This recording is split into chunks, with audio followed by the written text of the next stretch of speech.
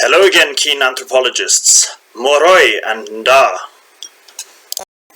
In this part of the playlist, we will talk about the context and the site of Great Zimbabwe.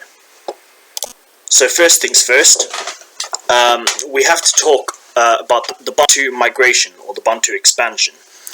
This diagram you can see here is from a 2003 book about the languages of the Bantu, and it's their diagram of the Bantu expansions. So what we're interested in is 4 to 7, not so much the 4 and 5, this western route, but the eastern route, so 7A and 7B.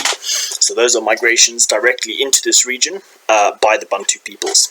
And the settlement of the site, I'll come on to dates in a sec, but the second settlement of the site is from the very early period of Bantu entering the area. So again, there's the theory that the Capoids built it before they were there, or rather the Khoikhoi, who were an admixed group, largely Capoid, but with early Bantu pastoralist, Bantu or other pastoralist ancestors. All of the other theories relate to Bantu groups, the Venda, the Shona, the Lemba. So the area directly surrounding the site of Great Zimbabwe was settled in the 300s, so the 4th century, and Great Zimbabwe itself, dating of the wooden lintels found at the site, shows that it was settled by the 5th century, so the 400s, and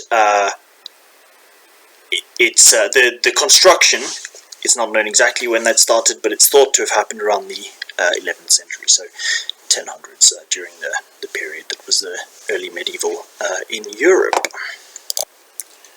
And just to note that in the 1500s, after the site was abandoned, which supposedly was in the 1400s, in the 1500s, the first mention of it to Westerners was to the Portuguese. So the site marked Simbaoe on this map is the site of Great Zimbabwe by a different name. So before we look at the kingdom that preceded and the kingdom that succeeded the date when the main government of the region was seated at Great Zimbabwe, we will have a quick tour of the site. So this image you can see here, it's a view of Great Zimbabwe from above, and you can see the great enclosure there, which was a fort or a palace, and you can see there are various other constructions in the foreground here, and then there are some up on the hill as well, which you'll see an image of in a second. This is the construction on the hill. So again, there's another tower or walled enclosure there. Here's another view of the site from the top, and here in this one you can see the constructions up there on the hill, down in the bottom here in the foreground, and you can see the various other constructions in between the hill and the great enclosure. Another image from the top gives you a better view of the great enclosure, and now we'll look inside the great enclosure. So here you can see a close-up of one of the walls from the outside. This is an older picture. And here is a view inside the great enclosure, and you can see this impressive conical tower here, and various walls within the walls. So rooms and such. And here's another image of the conical tower and the walls that surround it, and the walls that surround those, the outside walls. And then here you can see a passageway. As you can see, it must have been quite impressive in its heyday. It's a large wall, and it's pretty impressive brickwork. This is a close-up of one of the walls, so another view of the wall. You can see more about the style of the brickwork. Another view of the walls, ruined section from the outside.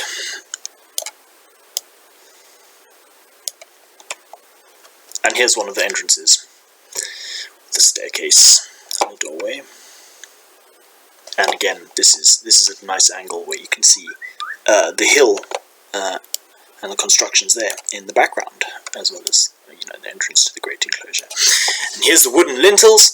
There has been some work attempting to restore the site, which apparently caused little damage to the site. I'm not sure if these are restored wooden lintels or if these are the original ones, but if they're the original ones, they're very old timbers. And as to the physical culture, I'll talk a little bit about some of the objects that were found, but these were the most notable. There were 9, I think. There were various of these soapstone sculptures, eagle statuettes, and these are what the golden eagles on the Zimbabwean and Zambian flags are based on.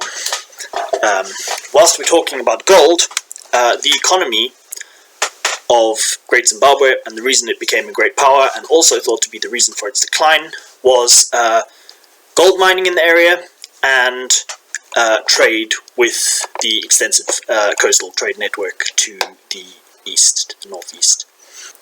And the image shown here, which is actually from Mapungubwe, so it's the major power in the area preceding the main latter period of occupation and stonework at Great Zimbabwe, which is the Bakalanga, associated with the Bakalanga people, who are a Shona people group in Matabeleland. So to the west. And then here we have a find that is called Foucault ya Nebange, and this is a find that was actually found near Zimbabwe.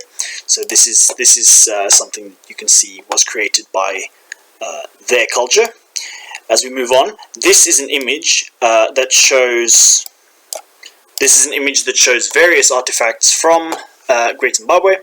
So you can see there's a sculpture of a head, a bust there, and there are the eagles. An example of the eagles I've already showed. There's a little drawing of the Great Enclosure there with its main sections, and yeah, there are a couple of other animal engravings that were also found there.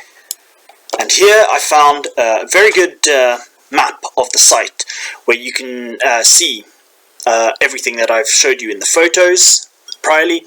So you can see the hill complex there with its enclosure, and you can see the Great Enclosure with the upper valley enclosures nearby, and then you've got a couple of things there, the outspan ruins at the bottom of the ancient descent up to the hill, and yeah, you've got mourned ruins and east ruins, little constructions to the east, the Philipp's ruins. As always, sub and share. I hope you've enjoyed this video as much as I have, and I hope you look forward to the next part as much as I'm looking forward to putting it together for you. Vachimbile Zwavudi and Sariai Zvankanaka.